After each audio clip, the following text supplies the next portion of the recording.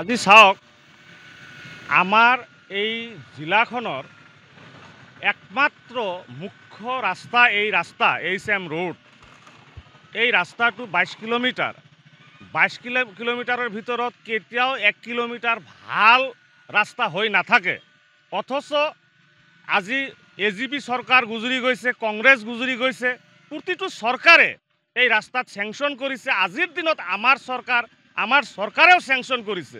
কিন্তু দুৰ্ভাগ্যৰ বিষয় আজিৰ দিনৰ নিকা ভাৱমূৰ্তিৰ চৰকাৰৰ সৰাসৰি প্ৰতিনিধি নথকাৰ সুযোগ লৈ আজিৰ দিনত এই ৰাস্তাক কেন্দ্ৰ কৰি লুণ্ঠনৰ বাহিৰে একো নাই। ৰাস্তাৰ কাম একফালৰ পৰা কৰি থাকোঁতে আনফালে নাযাওঁতে আৰম্ভণিৰ পৰা ধ্বংস হৈ যায়, নষ্ট হৈ যায়, এনেকুৱা এটা পৰিৱেশ। আজি আমি সৰ্বকালৰ সৰ্বশ্ৰেষ্ঠ আমাৰ সন্মানীয় মুখ্যমন্ত্ৰী ডক্টৰ হিমন্ত বিশ্ব শৰ্মা ডাঙৰীয়াক আমি ধন্যবাদ জ্ঞাপন কৰিছোঁ। তেখেতৰ সদ্ভাৱৰ যোগেদি আকৌ এটা অসম মালাৰ স্কিমৰ যোগেদি এটা যথেষ্ট টকা চেংচন কৰিছে। 2-ৱে ৰাস্তা হোৱাৰ কথা তেখেতে চেংচন কৰিছে এবং আৰু তেখেতে কৈছে যে 26ৰ ইলেকশ্যনৰ আগে আগে এই ৰাস্তাৰ কাম সম্পূৰ্ণ কৰা হ'ব। কিন্তু আমি বিশেষ সূত্ৰে জানিব পাৰিছোঁ যে এই ৰাস্তাটো ইতিমধ্যে আমাৰ ইয়াৰে লোকেল ঠিকাদাৰ MP আগ্ৰৱাল নামৰ কোনোবা এজন ঠিকাদাৰ, তেখেতে ইয়াৰ আগতেও বহুতকেইটা কাম কৰিছে আৰু তেখেতে অসম মেঘালয়ৰ ওচৰৰ এটা বৰ্ডাৰ এলেকা, সেই এলেকাটো এটা ৰাস্তাৰ কাম কৰিছে।